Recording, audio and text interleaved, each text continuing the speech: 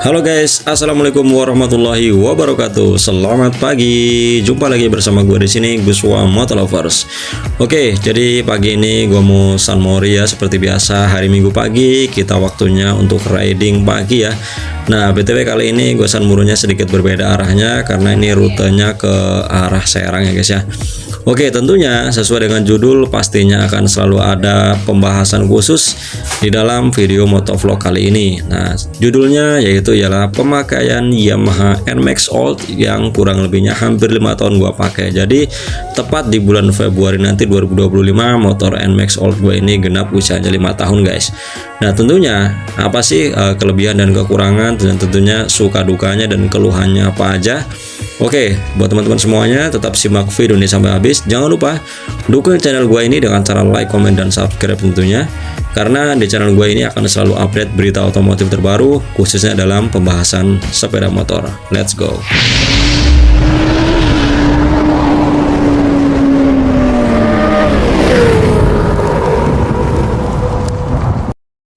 Oke guys, kita lanjut ke pembahasan intinya ya. Jadi motor ini yaitu Yamaha NMAX Old tahun 2020 ya guys ya. Jadi kali ini gua mau mereview jujur mengenai pemakaian Yamaha NMAX Old selama kurang lebihnya hampir 5 tahun ya. Hitung aja 5 tahun ya, karena tepat di bulan Februari nanti di tahun depan 2025 motor ini usianya ialah genap 5 tahun guys. Nah, yang pertama tentunya gua akan membahas dari segi kelebihannya terlebih dahulu.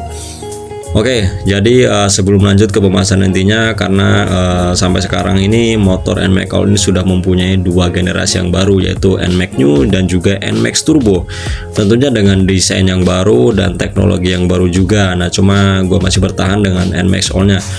Yang pertama ialah untuk kita bahas kelebihannya di Yamaha NMAX Old ini. Kelebihan yang pertama ialah motor ini tentunya alhamdulillah selama gua pakai ini nggak rewel ya guys ya. Jadi nggak ada masalah baik dari mesin ataupun dari segi kelistrikan yang lainnya. Karena gue juga sempat punya Aerox generasi pertama itu tentunya ada perbedaannya dengan NMAX Old ini meskipun dengan generasi atau mesin yang sama, satu jenis yaitu 155 cc. Untuk Aerox sih kategorinya lebih ke boros ya. Kalau menurut gue pribadi motornya sedikit boros atau mungkin emang tangkinya kecil ya. Cuma kalau dari konsumsi BBM memang kayaknya sedikit berbeda dengan Yamaha NMAX Old, meskipun dengan teknologi yang sama menggunakan Blue Core ya untuk mengirit BBM tersebut gitu. Cuman kayaknya perbedaannya tetap kelihatan jauh untuk dari segi BBM-nya. Kemudian kalau kita bahas ke NMAX Old-nya ini yang gue pakai ya. Oke, jadi yang pertama tadi ialah dari segi konsumsi BBM-nya ini cukup lumayan irit dibandingkan dengan Yamaha Aerox guys. Jadi perbandingannya mungkin 1 banding 40-an kali ya. Artinya lebih irit dibandingkan dengan Yamaha Aerox yang satu jenis mesin yang sama, kemudian teknologi yang sama, itu menggunakan Blue Core. Kemudian selanjutnya ialah dari segi mesin, alhamdulillah motor ini nggak pernah rewel. Jadi tentunya kuncinya sebenarnya sih dari oli gitu ya. Jadi teman-teman kalau bisa jangan sampai telat ganti oli ataupun jangan sampai lupa gitu. Kalau bisa oli itu ya memang tergantung kilometernya, jadi nggak harus pada setiap 1 bulan sekali teman-teman ganti oli, itu nggak harus seperti itu. Intinya patokannya ialah dari jenis olinya, itu tipe olinya seperti apa, kemudian pemakaian dapat berapa kilometer sih kayak gitu. Kemudian dari segi kelistrikan, alhamdulillah dari segi kelistrikan sampai sekarang ya belum pernah ada yang namanya kelistrikan itu error. Kalau bisa yang diminta jangan gitu ya. Artinya aman-aman aja guys ya. Kalau di Aerox itu sering nongol kode 12. Jadi itu ngefek kemana-mana guys ya. Kalau sudah nongol timbul kode 12, jadi bahaya juga. Kalau di NMAX Old ini kan nggak ada kayak gitu. Kemudian selanjutnya adalah dari segi sudah ganti apa aja. Nah nih teman-teman pasti penasaran ya.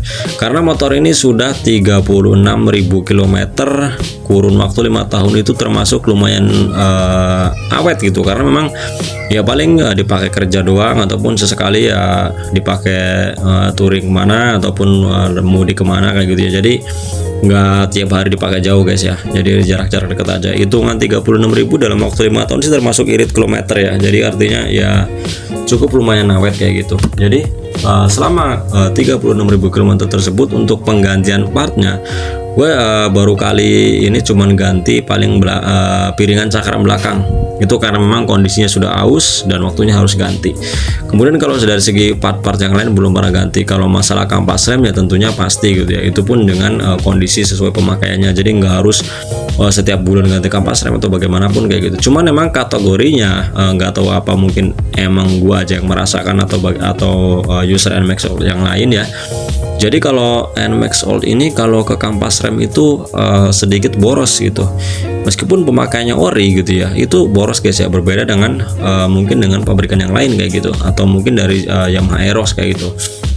Kalau kampas rem depan ya tentunya memang awet, karena memang kan kita jarang ya main rem depan gitu, terutama untuk kampas rem belakang itu boros banget, entah itu bisa 2 bulan sekali itu sudah pasti udah aus, udah habis, meskipun itu sudah pakai ori dari Yamaha guys ya. Ya nggak tahu kenapa, atau memang karakternya seperti itu. Memang kalau memang dari beberapa reviewer otomotif ya, atau banyaklah teman-teman yang mengatakan bahwa Yamaha itu kalau untuk di kelas Matic memang baik itu yang 150cc ataupun yang lainnya gitu ya, di kelas Matic itu memang untuk pengereman memang masih kurang pakem gitu, meskipun menggunakan cakram gitu depan belakang. Tetapi memang jujur aja gue juga merasakan seperti itu, artinya kalau untuk kepakemannya itu kurang guys, jadi kayak gitu. Nah, mungkin itu salah satu kekurangannya sih ya, kalau untuk dari segi kekurangan Yamaha NMAX Old ini. Jadi untuk pengeremannya itu kurang pakem. Nah ini gue sudah untuk modifikasinya. Jadi ada sedikit beberapa modifikasi yang udah gue rubah, terutama dari master rem depan itu ya pakai brembo Thailand lah, brembo KW gitu ya guys ya. Kemudian pakai tabung minyak remnya juga udah ganti ya, dua-duanya pakai spion Rizoma. Kemudian untuk holder HP-nya pakai GUP. Windshieldnya udah ganti yang lebih sedikit rada ke atas dikit, jadi supaya angin itu nggak terlalu ke dada ya kalau kita lagi kenceng. Kemudian untuk yang lainnya nggak ada, jadi lebih ke bagian depannya aja kayak gitu.